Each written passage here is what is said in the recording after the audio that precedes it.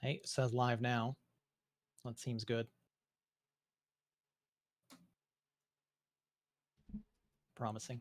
Oops.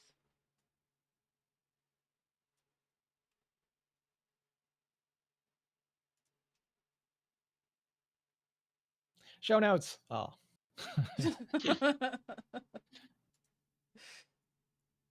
Brief peek behind the curtain. Blink and you'll miss it. There you go. Okay.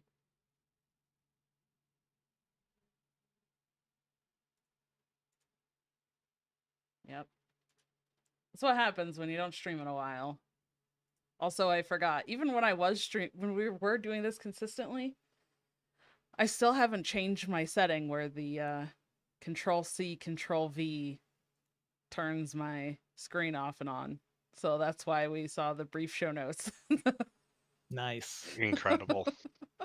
I love it. So yes, every time I try to like copy paste anything, it's like, oh, and there goes the screen that I had up for the stream, and oh, there it is again. Okay, that's fine. I'm just happy Winnie the Pooh made it into the picture. It's very cute. He's right there in the corner.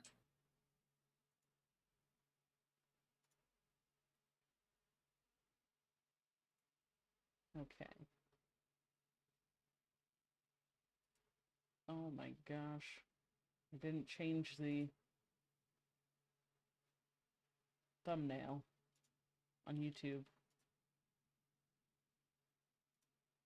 We're certainly not doing a Lost City of Angoro theory crafting stream.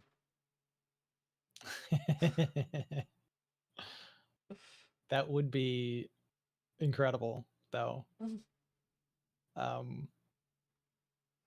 mean, if you had the 10 card requirement still, you'd have brand new decks to what exists in standard. True. Okay.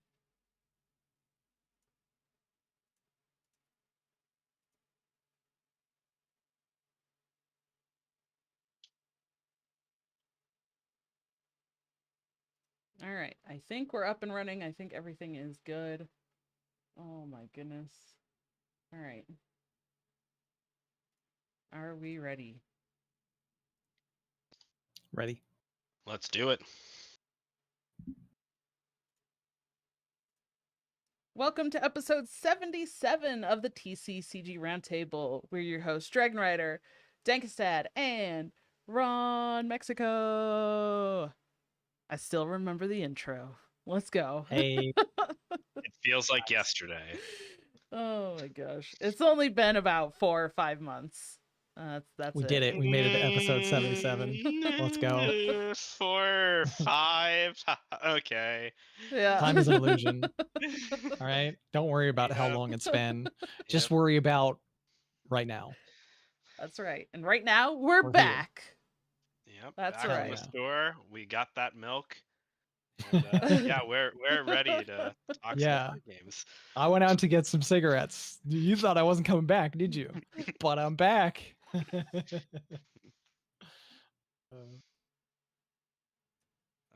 Well, I know, as usual, we tend to start with card game news, but I think this will be kind of meaty. We should talk about us news, because a lot has changed in the last, quote, 4 to 5 months since we've been here. And yeah, I think we can talk about some of it because it was pretty damn cool. So who wants to go first? I know Dankest has some news that I'd love to hear. Oh, I got lots of news. So first and foremost, I got to meet Don. So one of my many trips this summer was going out to Gen Con and hanging out in Indianapolis. And I got the chance to hang out with Dawn and her family, and it was a blast. We did some True Dungeon, we solved some puzzles, we played some Cookie Run and Rush of Icor, and it was a really fun weekend. And just was amazing to just get the time to hang out.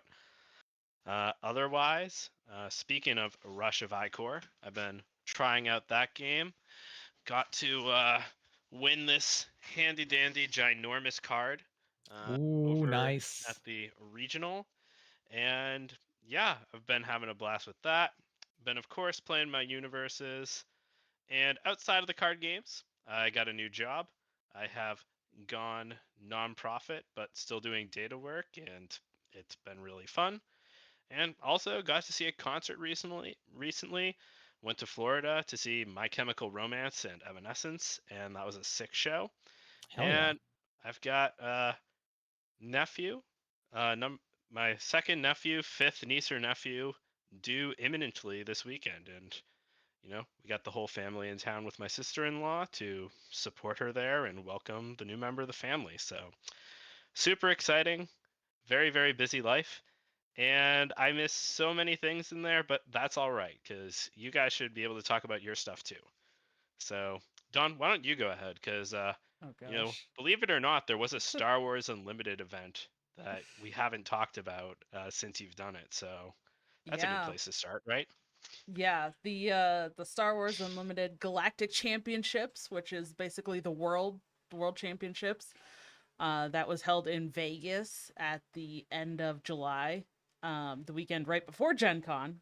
So I did Gen Con and the Star Wars Unlimited Galactic Championship like back-to-back weekends, which was crazy but so much fun. And I think the highlight for me at the SWU event was getting to host a panel. I hosted the Women of Star Wars Unlimited panel, and I got to interview 3 of the women that work for the company, and that was pretty awesome. That was definitely a highlight for me. So, although I thought about it afterwards, and you know what? Like when I did my intro, I didn't even say who I am. Which I find hilarious, but I was like, I was so Nice. nervous to start that I didn't even intro. Like, I didn't even say I'm Dawn or, known as dragonrider or anything like that. I was just like, I guess I got to intro myself. So this is what I've done. And this is, I totally just skipped like actually introducing myself. It's a that's power okay. move. You guys know me. That's right. Yeah. If you don't, you should fix that. True. I'm not gonna fix that for you. Yeah. Yeah, whoops, my bad. But that was I super like it. cool. And they had panels all, it was a Friday, Saturday, Sunday. And there was panels on all 3 days. Which, of course people were playing and doing all sorts of stuff on all of the days, but I think the biggest day was Friday for play. So not as many people were going to the panels, but we were the first panel on Saturday, and we did get told that we had about double the audience that any of the panels on Friday got. So I was pretty stoked about that. That was pretty cool. They had I think they called it like the secret panel, which was for Secrets of Power, which is the new set that's coming out in November. So that was like, there was a huge line. I don't think everybody that even wanted to see that panel made it into the panel. So we definitely didn't have that kind of audience, but I was still very happy to have heard that we had like a good turnout for that panel. So it was a lot of fun. And then we went to Gen Con, as Dankest already said, got to meet. It was so cool to actually like play games in person with each other instead of just like talking about the games and playing online. So getting to actually play in person and play against each other, and then we joined together to play a 2v2 in Rush of Icor, which was super fun. And yeah, just getting to check out all the different card games at Gen Con was exciting. I found a bunch of different card games that like I've never heard of. We checked out what was it, Warlord Saga. Saga of the Storm. Yeah, Saga of the Storm, yeah. that game was very out there. Like Yeah. a D20 system for a card game. Definitely like, inventive, sort of reviving a concept from the 90s and bringing it back. And Mm-hmm. that one got sort of the kind of tactical, like turn-based game, neurons firing for me. I know that one was super fun. Yeah. Yeah, that one was pretty cool. So yeah, that was the summer and that was really exciting. I guess the other like big thing that's kind of been happening is I don't even know if see, this is how long it's been. I don't know if I was even talking about this the last time we did an episode or not, but I have officially joined the staff of the Wild Hearts team. So I am now the director of communication for Wild Hearts, World of Wild Hearts. So yeah, we've been, getting ramped up, ready to kick off our Kickstarter. So that's exciting. We launched the foundation set earlier this year, back in the Kickstarter was in January. We had all the product out by March. That was before I was officially staff. But then I joined, and yeah, so it's been a lot of work doing all that, but it's been good. It's been exciting and definitely a change of pace, right? Like doing that instead of doing casting and streaming and that kind of stuff. I'm kind of working behind the scenes, been growing the ambassador program, which is like our content creator program. So like building that from the ground up and working on that has been exciting. So it's kind of been interesting, like working on it from the other side of things, but it's been rewarding, I think. So yeah, it's been a lot. That's really cool. That is a lot. Yeah. And I probably missed stuff, as Dankest said too. Like there was probably more in there that I missed just because it has been so long and a lot's happened, So, because we're already in October. I don't even know the Yeah. last Time time that we flies. streamed already this year. 4 to 5 months ago, Yeah, 4 probably. to 5 months Give or probably. take. Sure. Yeah. All right. How about you, Ron? Well, I have been playing a lot of Hearthstone, streaming a lot of Hearthstone. I made it to a Masters Tour playoffs somewhat recently, got enough like points to qualify to do the thing, and it didn't go the way that I hoped, which is, another one in a string of didn't go the way that I hoped competitive appearances. But it is what it is. And outside of that, I have been, playing and streaming more Hearthstone and then rethinking my life choices while doing those things. So probably going to have some life changes in the somewhat near future, but nothing I'm ready to dive into just yet on the show. But yeah, there will probably be some changes to come. For now, just basically running out of gas on the whole Hearthstone thing. And yeah, stay tuned, I guess. Hey, I mean, that just means you're going to have a spicier update in the future. So, Yeah. pretty soon we'll hear about your next 4 to 5 months, perhaps. Yeah, we'll see in relation to the real time, but that'll be cool. So now we can get into the real sort of card game news now. And since you have been dedicating so many waking and sleeping hours to Hearthstone, it has consumed you. Why don't you tell us about the Hearthstone, Ron? What's going on there? Well, there is a new expansion that has been announced, and some cards have been revealed. And the expansion is something about time. It has a title. I don't know what it is. And it will be coming out in November, probably. I'm not sure exactly, but I think pre orders are available right now. And pre-orders, I'm pretty sure, stop around like November 4th, so that would be a good indicator that the expansion is getting released on November 4th. I know expansion reveals stop somewhere in late October. I want to say maybe around the 22nd, as like something I heard from something somebody said. But yeah, that's probably what's happening with the Hearthstone thing for the immediate future. Back to you, Dankest. Well, and also pretty on point for that expansion. If you do something and it doesn't quite go the way you envisioned it, you do have the option to rewind. So Word on the Very street is that's exciting, going to be especially with the the animation that fills up your entire screen full of sand and takes a really long time for no apparent reason. It's and we get, really cool. and as a Star Wars fan, we know Ron hates sand, so It's rough, it's coarse, it gets everywhere. it's true. But yeah, unfortunately, the Emerald Dream and Lost City of Ungoro are not things that can be rewound, but ambitionally we can hope. Yes. Outside of Hearthstone, though, we do have Flesh and Blood, a Super Slam. Pre-release is just in the rearview mirror, and that set is now out and about, which is pretty nice. Magic the Gathering has just had Spider-Man come out, or Through the Omen Paths, if you are an arena player. So you can enjoy playing with Spider-Man or legally distinct Spider-Man and friends in whichever arena of your choice you choose to play in, and maybe enjoy that small set until Avatar comes out to close out the year.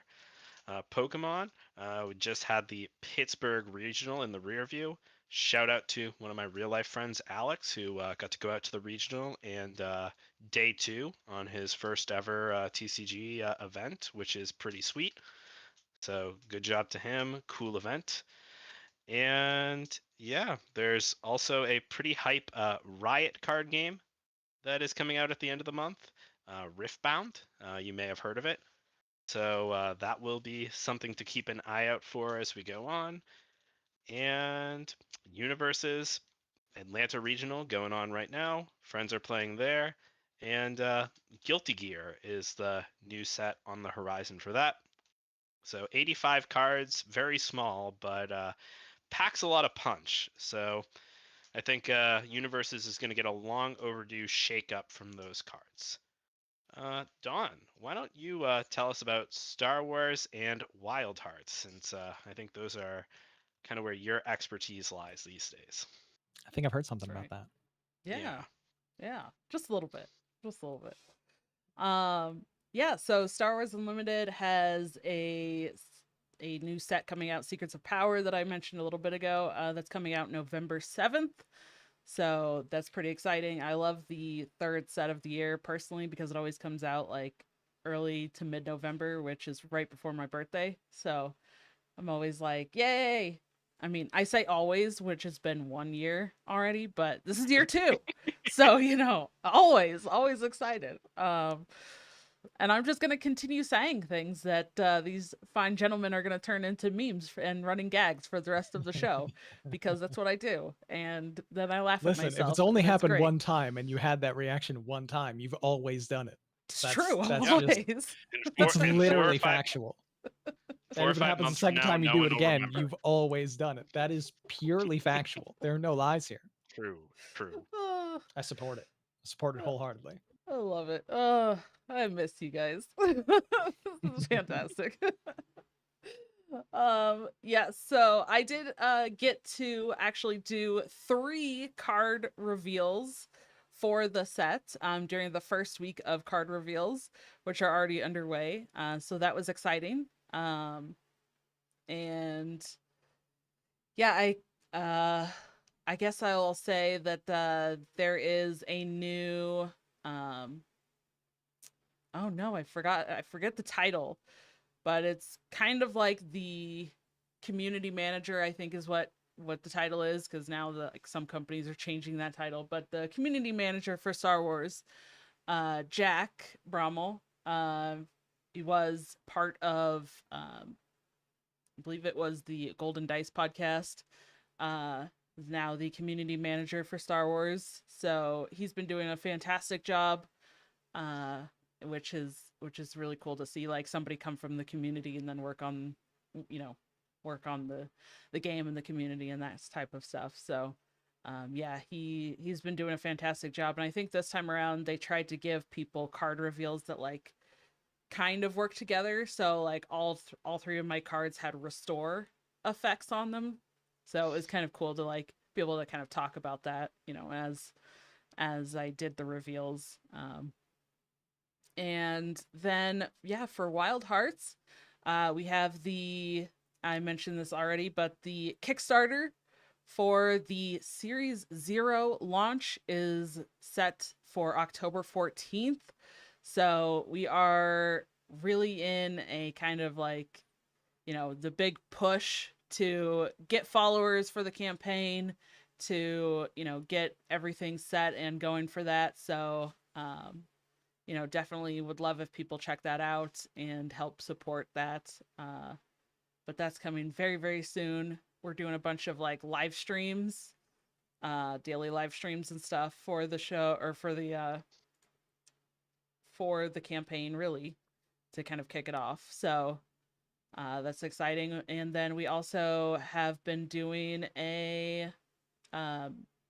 it's called the Midland Showdown. It's basically a content creator tournament, where it's 3 weeks of round robin play, and the competitors are doing 1 match a week, competing. And then at the end of 3 weeks, there's 2 divisions of 4 players.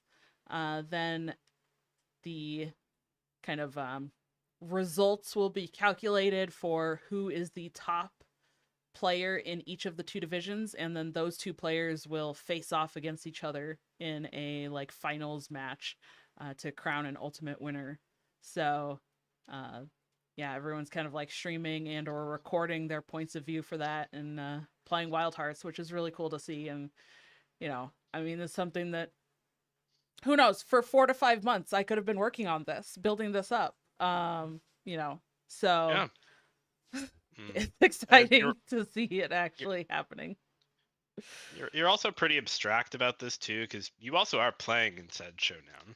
I am playing in it as well. Yes. Oh, nice. And yes. I know that I will be making some videos, going through player decks and reviewing them. So pending some information from someone who may or may not be recording this podcast here, along with maybe an image of themselves of their choosing, that first of those reviews should go up this evening. So yeah, it'll be exciting to actually dive in and talk decks. Like, Dawn and I have been playing this game for a year and a half now, which feels pretty unreal, but Wow. is true. And it's cool now to, see other people getting involved and being able to share it with more people who, like the game. Like, I've got those foundations boxes up there, way in the back, sitting over there. I've got my Academy promo cards. Like, I'm ready to bust these guys out and jam some games. And, hopefully as more people see it, decide they like it, maybe back the campaign, I'll get that chance. Streets of Ohio, I'm there. So it's a fantastic game. It really is. It's really, really enjoyable. The main goals, I know we've talked about it on the show before, but it's been a while, so we're gonna bring it back a little bit. But instead of like beating your opponents down and taking away from a life total, you're actually fighting for the highest power in fields, very much like Marvel Snap in a way. But it's got alternating actions like Star Wars. There's a lot of decision making. All of the there's no vanilla cards, right? So like every card has a use. You play out a resource every turn, and the coolest thing about the resources is not just like, oh, any card in the deck can be a resource, which is cool, but some cards have a support effect, which you can play that card face up. And when you pay for a card using that resource, you can actually trigger that support effect. And you can have 3 of those out. So it's kind of cool because it's like an added layer of which cards do you want to play down? Which cards do you want to play from your hand? Which cards effects are you looking for? And it's just really in depth. I love it so much. It's been really, really enjoyable. So to actually be able to enjoy playing a card game, has been nice. Yeah, because I feel like some card games I haven't been enjoying as much, but to be able to play Wild Hearts and Star Wars, yeah, I know, what a concept. Enjoying playing games, what? Psycho. That does sound really cool though. The levels of strategy that Wild Hearts has, and like the different things. It sounds like when you make certain decisions, they will have an impact on the outcome of the game, which sounds really refreshing and exciting. I feel like Yeah. I want that in a card game where if I make a decision, it will influence the outcome. So that's really awesome. Tell us how you Innovative really new feel. strategy that they came up with there. Yeah. I And like like, it. yeah. And not to go on too long, but like I will also say like one thing that I really like about this game is that, most sort of starter introductory products focus a lot more on being sort of easy to learn and accessible, and you don't really get like the full meat of the game where you get to see what things look like once you actually get these cards with more complex effects and synergies. And Wild Hearts doesn't pull any punches. It is easy to learn still. It is accessible because the game system is fairly straightforward, and the complexity doesn't come from rules, but from how the cards interact with each other and just from the amount of strategy and agency the game system provides. So, even with starter decks, you're going to be finding play patterns and learning new things even dozens of games into, your sort of experience with it. And I think that's really cool. Like, I don't think that there are many games where if you've played the starter deck 2 or 3 times, maybe playing it again is going to make you a better player. And with Wild Hearts, I don't think that that really has gone away for me yet. And I have played a lot of games, and, you know, I've been pretty decent at them too. And I still come away a better player just every time I try the game. So, a lot of fun, and so many good things to say. But now we've done it. We've made it through the news. Woo! We've been here, and you know, I'm sure that Ron would love to wax poetic on Hearthstone some more. But I was thinking, Don, when you brought up Warlord, I kind of want to do like a bit of a kind of card game roundup, just in terms of like what else, if anything, we've been playing or doing, and maybe open it past card games too. Because Ron, if you've been doing anything else fun, like also in like sort of gaming or adjacent spaces, I'll take it. But we've done a lot of stuff in these other games, and there's been a lot of news in them beyond what's gone on. So we like I'll start, but I brought up Rush of Icor, and that's been really fun. I think Gen Con is sort of the first real move for that game onto the scene, and I really liked how, there's this sort of focus on 2v2 and 3v3 as a kind of multiplayer game mode. And, we've seen Commander be so successful for Magic, but, Wild Hearts, Riftbound, and, Rush of Icor are sort of in this wave of games that are really capitalizing and are trying to at least put that sort of multiplayer aspect front and center in their design. And, coming up, the next Rush of Icor event is going to be in Texas late November. And the main event is 2v2. So I know like we've seen Riftbound kind of announce their OP is going to be 1v1 focused.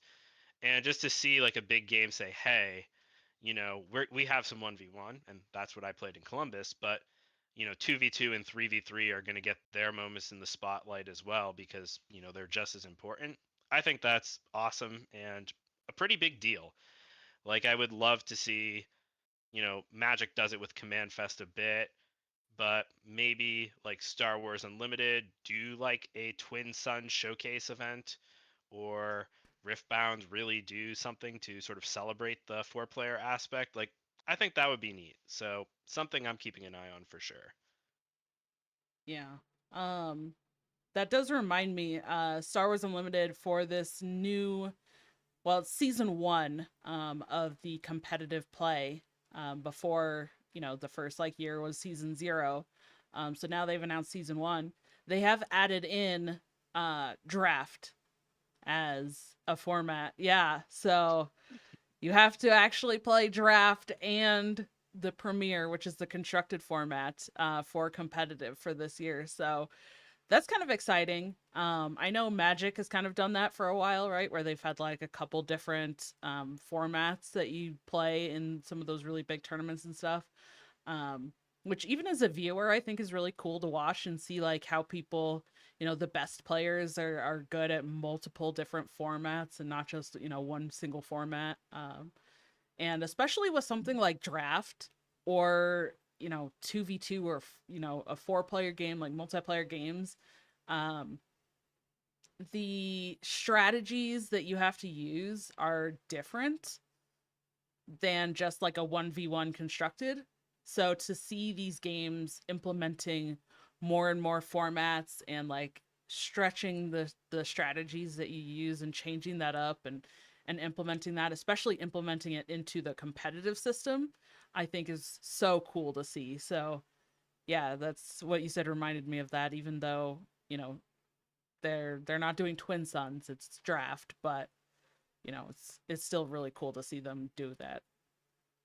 Yeah, and I guess that's not the only new format we saw too, because Star Wars Unlimited, for you Hearthstone players in the crowd, also has announced their own sort of spin on Conquest, which has me over the moon to try. I'm hoping that like my store or Fantasy Flight themselves run like an event near me that I could check out. But we've never seen something like this in a physical TCG. So I am really curious to see like how that sort of would impact strategies in terms of like which leaders people choose to bring, how they're going to be combining their aspects and making their decks work. Like that was one of the things I loved most about Hearthstone is getting to experience Conquest. We've all done THL here, and that has been awesome too. And like between Conquest, Last Hero Standing, and these other modes, like they make for some really interesting deck building that you don't get in sort of best of one or even best of three with a single deck list. So maybe we'll even get Star Wars Last Hero Standing too. And I would love to see those formats get a chance to shine beyond just sort of as like a side thing and actually get to be part of an event. It's a really cool idea. Yeah. For a physical game, it probably would feel a little bit more sad when you bring your decks and one gets banned and you have this pile of cards. It's like sitting there that you're not allowed to play with. You're like, oh, but I mean, I love the concept. Conquest as a concept for a card game is just really cool. I assume it'd probably be something similar where you bring like 4 decks and one gets banned and you have to do like a best of 5 type series. Maybe it's best of 3 and you bring Yeah, that's 3 where and they're at one Yeah, gets now. banned, yeah, something like it's that. 3, the But trilogy format. Yeah, 3. The yeah, as it interesting, expands, it might get more. yeah, the interesting thing that they did change about it, I guess, from like the Hearthstone Conquest format, is that you can only have 3 copies of a card across all 3 of your decks. So you can't Ooh, play, yeah. So it's like it's even more spicy, right? It's not like, Yeah, oh, okay, let's play, let's play command in like all 3 decks and play the same cards, or play the same copy of the cards in all my right. decks, right? Like you have to The be more control players strategic. can't go quad dirty rat. Yeah. Yeah, Yeah. exactly. yeah. So like that's actually super cool, and maybe Dom, we should do like a little trilogy showcase someday. That might be really fun. But I That like would it. be really fun. on the subject of draft, I'm the draft guy, and I've played a lot of draft since we've last been here. So not a big secret, but I love Final Fantasy. And when the Final Fantasy set came up for Magic, I was like, I'm gonna actually buy some boxes and I'm gonna binder these cards, collect them because I love Final Fantasy. And you know, I played some games on Arena. Some games turned into a lot of games. A lot of games turned into a lot of games. Arena got installed on my phone. A lot of games turned into more games.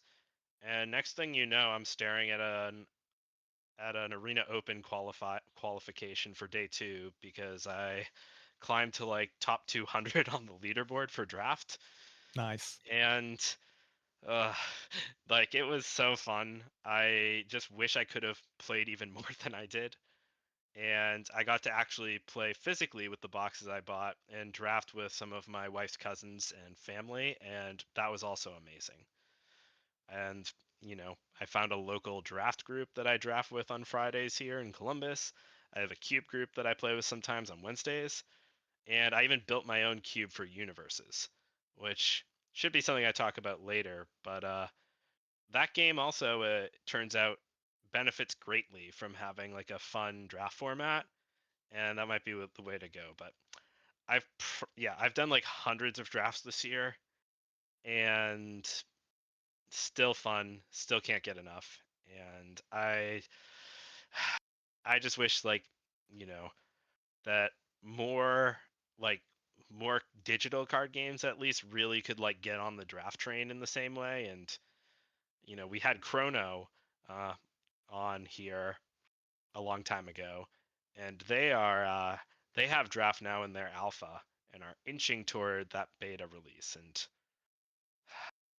can't come soon enough. I'm just excited.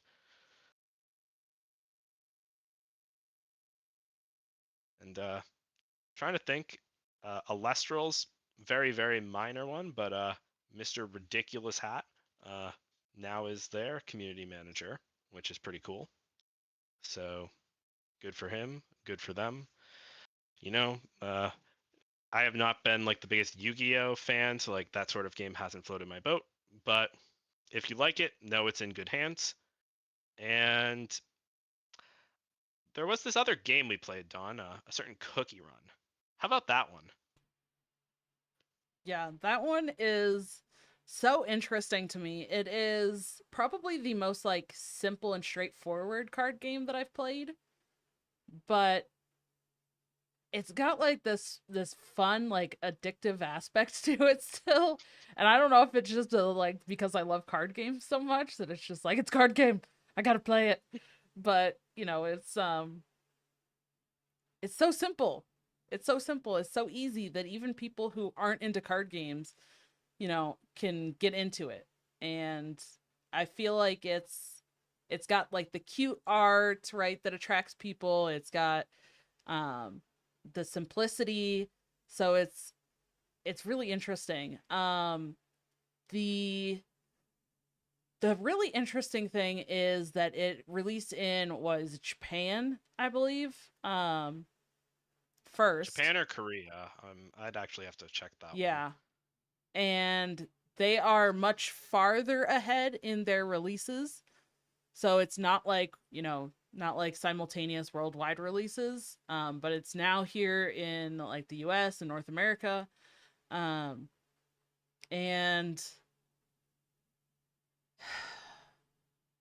I don't know how I feel about that in terms of like they have the meta kind of, I don't want to say like solved or figured out, but right, you kind of see that, and then it impacts what they decide to do for banning or restricting cards or something like that for players in the US. So it feels like they're releasing and then like banning stuff immediately, and it's like that kind of sucks. That kind of feels bad. Yeah. So that's like the interesting but sad downside, I guess, to the way that they're doing it, which just feels unfortunate. So yeah. Yeah. And it's interesting too, because like Yu-Gi-Oh still does that to this day, where they have that sort of staggered release. Yeah. And sometimes well, either they just get it wrong or they have different priorities overseas, because the metagame just completely shaken up, looks totally different, and sometimes it'll take like an international tournament to really shake out who has the right metagame going on over there. Because and like Pokemon's seen that over the years too. They've moved on from the staggered release, but it's really cool when the Japanese meta looks one way, the Americas meta, the European meta look different, and the only chance to really see is when they get to collide for an event. It's not like Hearthstone where we're used to, where players can play on whatever server they want as long as they have the cards. There's Twitter, there's all these ways that people can share what they have, Donkey, HS Replay, you name it. And like people all kind of solve it together. But back in the day, and even sometimes with like the smaller physical CCGs now, there's a chance that your secret sauce might actually be secret sauce and could shock the world. when the championship comes around, which is, I think, kind of fun. So yeah, we'll see. Maybe we're gonna find out that hidden cookie run tech, and even 3 sets ahead, they don't know. Possible. Anything's possible. And then last thing on some indie games, I did get to make the rounds at Origins as well this year, since that one's in my own backyard in Columbus, and got to talk with some of the people behind Alpha Clash and Overpower. Alpha Clash being one of the larger indie games these days, and Overpower being a bit of a comeback story, kind of like Warlord, another game from the 90s, where some people who used to play and love the game were able to buy the brand and start making it again. And weirdly, it is one of the biggest games actually at one of the stores where I play locally, and they get a ton of people playing Overpower. And Flawed Set 2 is right around the corner as well. They funded. And in the future, I think it might be nice to bring some of them on here and maybe talk about their experiences. You get a chance, Ron, to reunite with Brushy Tuna for a show, perhaps. Talk some Flawed. Could be a good True. time. Yeah, maybe. But yeah, on top of the big games, it's not this competition where every game has to monopolize all of your time or be a lifestyle thing. It's cool to just be able to experience all of them at your own pace. And, at least for me with Flawed, it's I talked about Wild Heart starters being meaty. Flawed, I think that I could play thousands of games. I could win a tournament and be the world champion. And I think deep down I wouldn't believe I was good at the game. And it's just one of those where there is so much going on, so many minor optimizations you can have in deck building and play, and just so many wrinkles. It is like the ultimate card gamer's card game. And yeah, I'm excited to jam some games with new cards, but my heart is ready for set 2. My brain is still trying to wrap its head around set 1. But very, very cool game, and I want to see more of that one.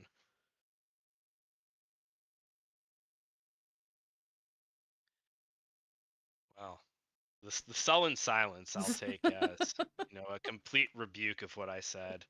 And yeah, I still we'll can't get tell over the Brushy. fact that you said that if you played that card game that you'd still not think you're good at the game. I think that would be true for almost any card game that you play, just because that's how you are, just because you're so analytical. So I think that applies to any card game for you, honestly. Kind of, but there are some where I'm a little more confident, and it's just I don't know, because you can think back and be like, what are the odds you've played a perfect game of X card game, or what's your rate of playing a perfect game? And for Hearthstone, I think that's an actual single digit number, it's a real number. I think that there probably are a small percentage of Hearthstone games where I've made all the right choices. Then I can look at something like Legends of Runeterra, which is a bit more complex, universes, and say there might be somewhere in the tenths or hundredths of a percent of games where I've made all the correct choices, but I feel like it's happened at least once. And then I could look at Flawed, and I would just be like, yeah, if I've made it through the first 3 turns perfectly, I doubt it. I highly doubt that's ever happened. And maybe I've and even if I've gotten a good game down, did I have the best deck I could have, or is my deck good? Too hard, impossible to say. I would just be at a complete loss. So I don't know. I know always we can keep growing, keep learning, but I feel just for a game that deep, the amount of learning you can do is endless. And well, first off, I just have to say I was hoping that you would take my sullen silence as a sign of approval, but when it comes to When it comes to like what you're saying about the complexity of certain games, I have to agree with you at least for multiple different types of decks with Hearthstone. That like if you look back at a game, you could probably say that there's at least one game that you played over the course of playing Hearthstone, if not multiple, where you're like, no, I made every single correct decision in that game. And, maybe you won, maybe you lost, but you played a perfect game and you feel like you could analytically, look back and say that. And then there are Yeah, other decks where there's absolutely no chance that you could ever. So it's like that happens less often and like in more isolated instances with either deck styles or types of gameplay. For instance, like I don't know, a Discover Hunter or Discover Mage lately, where it's like basically every turn you have Discover options and the branching pathways of the decisions that you make and where it takes you make it impossible to truly evaluate like did I make every single correct decision or not. But it's really cool that there are certain games that are just like that all of the time that present that kind of complexity, not just, oh, if I only play this specific deck or if I have this specific type of scenario come up, then it might be hard to evaluate. No, it's like I don't know. You go back yeah, and you're like, every game, I don't know, man. I don't know. I'm trying to do the best I can with this. I think I maybe got like half of it right, maybe slightly more than half. yeah, I think we even had Pocket Train come on here once and describe like his thought process through like some really difficult Hearthstone turns where it's like you can't really try to get everything 100% correct. It's impossible with certain games or decks or scenarios. So you just try to get that repetition in to the point where you're like, maybe I'm hitting a 60, 70, 80% clip, depending on totally. how actually possible that is. And Yeah, be satisfied with good enough.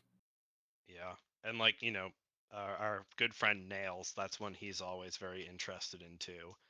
Mhm. And, like, and for him, it's all about playing good enough, fast enough to, keep putting yourself in Yes. those situations where you're making good decisions. And you can tank forever. Like with Team Hearth League and Tespa, I would help out some friends by like doing like replay review and some coaching, right? And we had some games of Naga Priest where just going through one game session took like an hour and 10 minutes. And you certainly weren't playing that game of Naga Priest for an hour and 10 minutes, right? You might have had Yeah. like 6 minutes total to make decisions. So you're not going to get them all. And I don't think in an hour and 10 minutes we got them all either. But I know, like, for me, in like my head, that's the deck that I think was like the hardest one to play like optimally that I remember. Because like there are some other like combo decks where you got to do a lot of things very quickly, but some of that is like a mechanical barrier. And with Naga Priest, it's not so much that. Like there is a little bit of that aspect, but you just have to make a lot of really complex macro decisions, and they're really, really comparable. So Mm. it's not like you have I'd have to one say good Garrote choice. Rogue for me, but I definitely Yeah, see the that's a, the Naga Priest argument for sure. right. And it's like Garrote Rogue, like, you're walking that fine line, right? Where you make one mistake and you lose the game, right? Like it's very unforgiving if you Oh make a yeah. bad decision. And like Naga Priest isn't quite like that, but like at the same time, you can look at any decision, and if you're good at Garrote Rogue, you can say, why would I do that? That's wrong. But it will take you some time to get to that level. Whereas for Naga Priest, like you can see, you know, what what should I be doing with this turn? How should I be spending my mana? Should I be using this resource now? And you can come up with really, really good reasons to make one choice or the other. And even if you take a lot of people who are very good at Hearthstone and have them talk about that play, I don't think you'd get a consensus. So, like, the if you're making like pretty good choices, you're going to do well, you're going to win lots of games. But I think it's just very, very hard to take a replay from any player. Like you can look at any event, take a Naga Priest replay and say, objectively, really, do I think that this player made the best choice every turn, every time? And I think that even the players who were playing those decks would agree they'd be very hard pressed to say, yeah, this was a perfect game. Well, it Like, depends on the player. right. One of my Oh, absolute favorite things was talking with Itachi when it came to like any gameplay decision in Hearthstone. I I probably like at my absolute best at any point in any game am like, I don't know, 95+% certain of like a play. There's always some level of doubt in my head that like this decision is the correct one. And I feel like with Itachi, he's 100% convinced that this decision is correct within like 5 seconds of seeing like the play. And just, yes, no, this is what it is. I will brook no argument. This is the move. And it was just like cracked me up because there's just like different styles of play. And he always played really well. But we would make different plays frequently. And I'd be like, I don't know, this one could have been better. This decision could have been better. He's like, no, this is the best one. This is the best one for sure. for that level of Uh, confidence. I respect Uh, it. Yeah. Yeah. he's on a whole nother level, I tell you. He would play THL matches on his phone while he was at work, and he would be playing basically like from his pocket, like, Oh my God. and he still would play fast, and he still would do well, and it's like, I don't know how you do that, man, but you know, It's wild. I don't know. There was one time I did play a Hearthstone tournament and another tournament at the same time, and did pretty well in both of them. So I took like Nice. second in one of them, and I can't remember how well I did. I think it was like top 8 or something for the Hearthstone tournament. Nice. So Pretty impressive. yeah, I feel pretty good about that one. Right. To go back to your like original kind of question or inquiry, I've been playing some board games as well. Ooh. We've been playing a lot of Clank, and after Gen Con, you know, we got a bunch of board games and stuff. So we've been playing Clank, Catacombs. That's been Nice. good. And then we got the Clank Acquisitions Incorporated, the legacy game, 2. So we've been playing that. Yeah, because we've already played through and finished the first one, so this is the second one. So we've been playing through that. And then there is a Don't Starve board game that just launched a Kickstarter. So I have been, you know, kind of re-inspired, reinvigorated to play some Don't Starve. So I've been playing a little bit of that as well. Very cool. I'm not good at it. I die a lot on day 3. I make it 3 days and then I die. That's it. I don't know. I don't think I've played Don't Starve in like 14 years. It's been a minute. Yeah. I tried watching some videos, and I see these people have these like bases built. They've got like chests and stuff, and they've got like, you know, a whole like mini city basically that they've built, and I'm just like, I die on day 3. I don't know how y'all are doing this. Like, oh yeah. Yep. I get brave, and I'm Yeah. like, I'm gonna kill this thing, and then I die, and then I'm like, that didn't work. And then I tell myself, okay, next time, no attacking stuff. I'm just going to like build up resources and do that. And then it gets to like day 3 or 4. And then I'm like, okay, I need to attack stuff now. Like, I'm ready. And then no, I just die. And then I've gotten really good at playing the first 3 days, I guess. That's as far as I get. Well, hopefully the board game goes better, right? Yeah, I hope so. One thing that I am looking forward to with the board game though is we do like challenging games. So the more complex and challenging it is, generally like the better it is. Or if we can change it up a little bit, you know, like for Catacombs, we don't just reveal like the thing and then place it how we want. Like we actually just say, okay, we're randomly placing it face up. And yeah. Oh, that's hardcore. Yeah, like it's a lot of fun. So yeah, we've made a lot of loops, trapped ourselves, all sorts of stuff like that when we're playing Clank. But it's fun. So yeah, we definitely like the more complex stuff. So I'm looking forward to the difficulty level of the Don't Starve board game. Nice. Yeah, I know. I've been doing Gloomhaven, Jaws of the Lion with Michelle, and that's been really fun. And my copy of Acquisitions of Incorporated is still in the shrink. It was my birthday gift, and it turns out a 2-year-old and soon to be 0-year-old are tough. Make playing legacy games a tough proposition. So hopefully, once my nephew is born, my niece chills out a little bit, then the four of us can get back into our usual kind of legacy game group and keep that going. So yeah, but all good stuff. Alrighty. Michael, Mr. RonMexico, do you have any last words for us before I sign the show off the old-fashioned way? Last words, huh? Last words, That sounds so about ominous. Like It does. Jeez. My goodness. It was only a little bit of a threat. Just, Should I be concerned about what's behind me? Yeah, no, I would say if you guys are enjoying like different styles of card games, I I can't really recommend Hearthstone all that much at the moment, but I can absolutely recommend that you check out Wild Hearts and Star Wars. Because those do sound really cool and really fun. A lot of different gameplay associated with them that seems pretty exciting.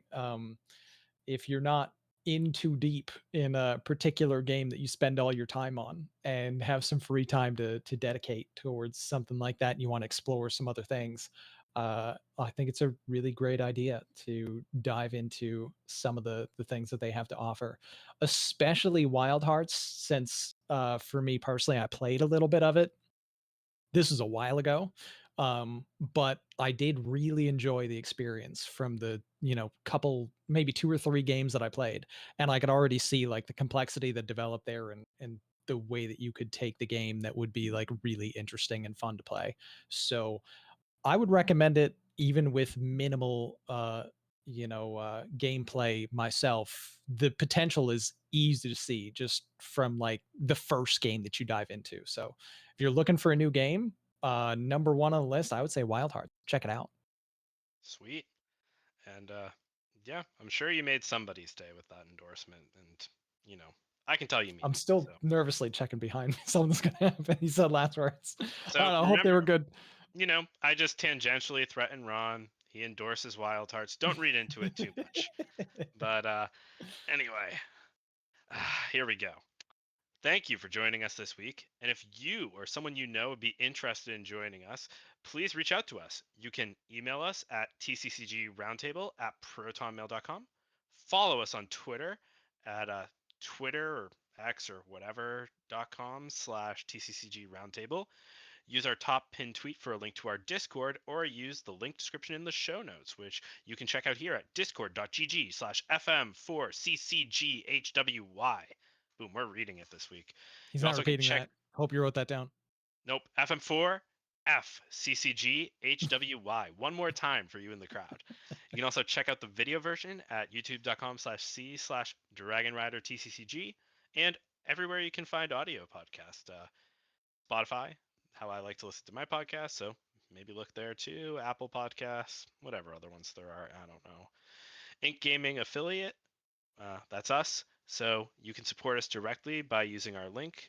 I'm not going to read this one, but you look Read behind it. me. All right, only because you asked nicely. https://bit.ly/3USR44Z. That's right. You can use that link. You can pick up some sweet play mats, get some card sleeves, whatever you're looking for. They've got it. You also can follow Amberflight Gaming on twitter.com/aflightgaming and check out our merch, which probably was new 4 to 5 months ago, but is now just merch at exclaim.gg/store/AFG. You can find me individually on YouTube.